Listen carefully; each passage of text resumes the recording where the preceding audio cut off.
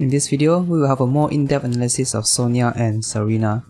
So Sonia is a grass striker, she is weak to bug, and stats wise, she has very high HP, okay defense, special defense, somewhat low speed, and a pretty bad attack for a striker. This attack is actually quite bad. But it's fine because Greed, her passive makes up for that, so it's not too bad. So her passives are really solid. So the first passive is hit against 5. Basically all your moves cost 1 extra gauge, but their BP is increased by 50% and it's very strong. Power Flux 9, the fuller the move gauge, when moves are selected, the more this powers up moves, quite self-explanatory. It's also the same thing as Sync Power Flux. Instead of regular move, it's for Sync. And these two passive are very good. Very good passive. Now moves, she has 2 attacking moves, Razor Leaf and Power Whip, and because of hit against 5, right, Razor Leaf now costs 3 instead of 2 gauges, Power Whip costs 4 instead of 3 gauges. Both are physical moves.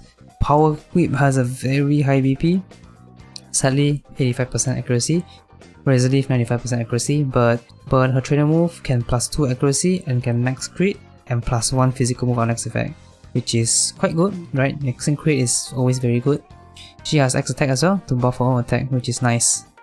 Her sync move is Haughty Laugh Grass Impact. It's a regular sync move.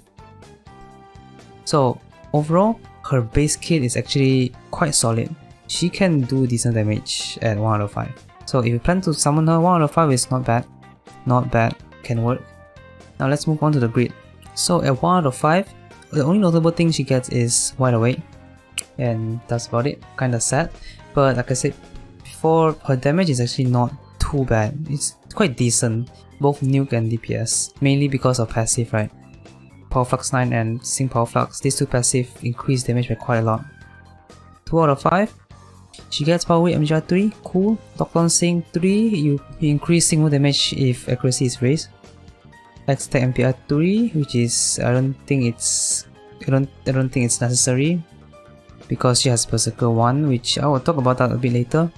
Insult to Injury, a pretty good passive. MPR 3, I don't see any reason to use this again unless you want the plus 1 physical move next effect, which I don't think it's really worth taking this.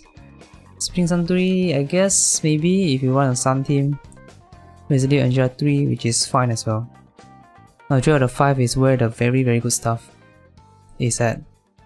She has 12 for 2, which is okay. I actually have a build that involves this passive, which I will show a bit later. 30% chance to get free move next effect when you use a move, which is not bad. Furious Brawn, which is also not bad. Problem is that you cannot max attack unless you take Berserker 1, which can definitely be very useful. Maxing out attack in 2 turns is quite useful. Haymaker, this is literally a must take. Plus 6 attack, you get like big damage. Now she has Defense Crush 9, in my opinion, must take. Even more must take than Haymaker. Defense Crush 9 is so good, especially when she has Razor Leaf. Literally she can AoE debuff defense, which is very useful. Solar Flare 5, if you run Sun team, I guess maybe, but problem with the grid is that it's very like separated. The Haymaker top left, Defense Crush top bottom left, Solar Flare bottom right, so it's like you don't have energy to take them all, so that kinda sucks. Shing Sun 3 also not bad if you're running Sun. Now let me show you guys the builds. The first one is a nuke build, and this build is the build you want to use most of the time. It's very good. Right, she has Lockdown Sync 3, Haymaker, big damage, right? We are taking both the single power up as well. Defense Crush 9, again like I said, must take. Do take this if you have her at 3 out of 5. AoE debuff defense is very good. And yeah, that's all. Now the next build is the debuffer build. If you just plan to use her as a debuffer, you don't really plan to damage with her, this one is good. Defense Crush 9, again, must take, literally a must take. You don't take Haymaker, you don't take the Sing Star because it's debuff only. Defense debuff. Furious Brawn, you have to take this to, I guess, access this. I mean, you can go here, but you know, I guess you can do some extra damage with Razor Leaf, right? 2 for 2, again 30% chance to move free move next effect, because if you are using her as a debuffer, it means that you have another striker which is gonna, you know, eat a lot of gauge, so 2 for 2 would probably be quite useful here for the gauge management, so you don't run out of gauge for your main striker. Then again, MGR 3, again same reason, you don't wanna eat too much gauge from your striker. So the last build is the one with Berserker 1. This build is for Legendary Gauntlet, especially like, you know, you cannot use like your good supports, you don't want to spend too much supports on your damage healer or whatever, right? So this build is good because Berserker 1 you can max attack in 2 turns and then crit in another turn, so you can max everything in the first sync. Again, defense crush 9 must take, and yeah, this one is good for Gauntlet. Okay, before I show you guys the damage calculation, here is the grid I'll be using for the damage. This one is, the first one will be comparing the sync damage. So for Sonia has the Haymaker, Lock-on Sync, and then the 2 sync power up. Brandon, I'll be comparing with Brandon and Celine. Brandon will have Inertia and then 3 sync power ups. Celine will have Inertia, Restraining Sync up 5, and 2 sync power ups.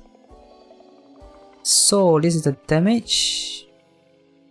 As you can see, Sonia has higher damage, right? Obviously, it's not really a surprise. It's quite impressive because Sonia has quite low attack, very low attack. It's not even 300. And then for Sonia, it's quite easy to set up. 6 gauges, easy accuracy. You can buff from trainer move.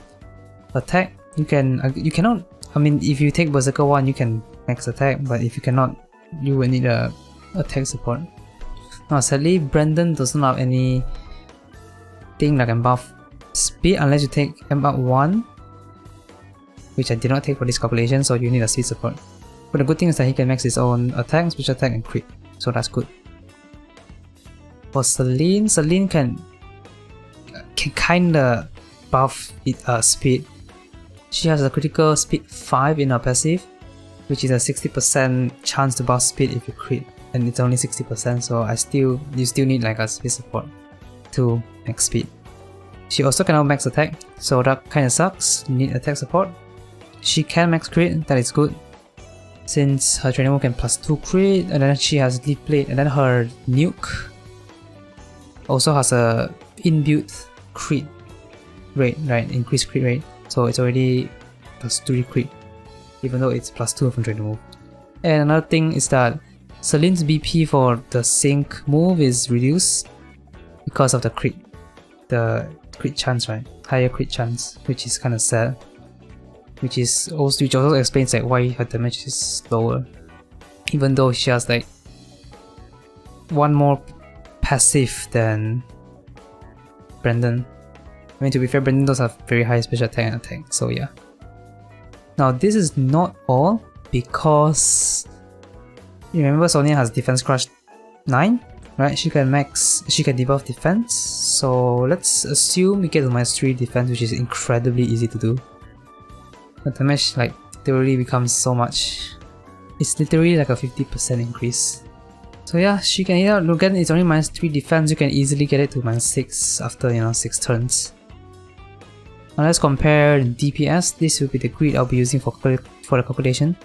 You have Haymaker here because if you're using like a DPS build, you probably want to sync as well.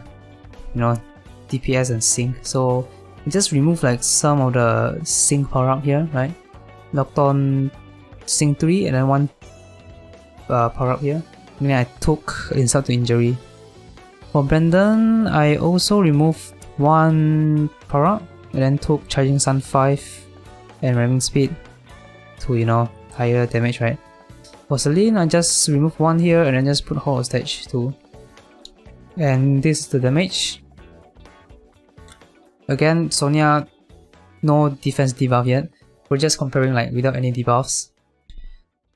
Brandon has very high damage actually. This is very high damage for DPS. So Sonia, she has Power Flux 9, easy to activate, 6 gauges, right? Very easy. Brandon, you do need to buff speed. You do need to set up Sun. Celine, Restrain is easy. She can easily do that. She needs to buff speed, needs to buff attack, so that kinda sucks. Now, if you debuff the defense for Sonia, it's gonna be quite high. It becomes higher than Brandon. It's again -3 defense. I only assume it's -3 defense. You can easily get it to -6 defense and do even more damage.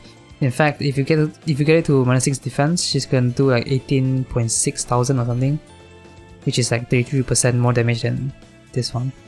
Now we can't really compare it like that because, you know, power whip is 4 gauge, Leaf Storm is 3 gauge, Leaf Plate is 3 gauge. So we convert it to per gauge. Even per gauge, Sonia still hits hard, even at -3 defense.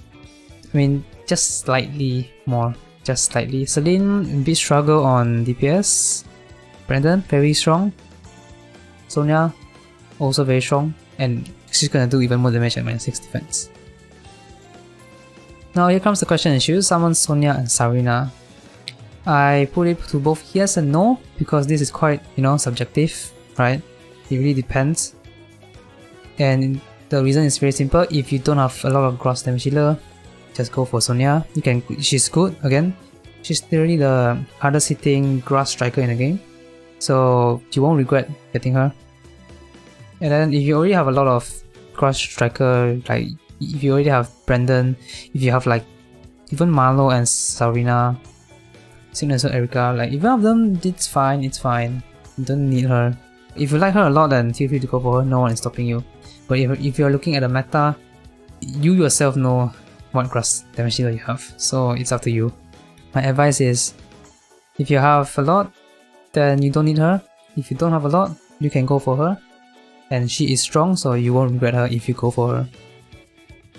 Now the next question is, if you do summon her, what move level should you aim? 1 out of 5, 2 out of 5, 3 out of 5? Personally, in my opinion, either 1 out of 5 or 3 out of 5 is good. At 1 out of 5, like I said in the beginning of the video, she still do pretty decent damage, mainly because of her 2 passives, right? The Power Flux 9 and Sing Power Flux. So yeah, she can still do decent damage at 1 out of 5. But if you are lucky or you want to spend candy, you can go for 3 out of 5. 3 out of 5, she has very good nuke, very good DPS. And one very unique thing about her is she can AoE debuff, which not a lot of striker can do. So this itself is quite useful. You can literally use her as a tank.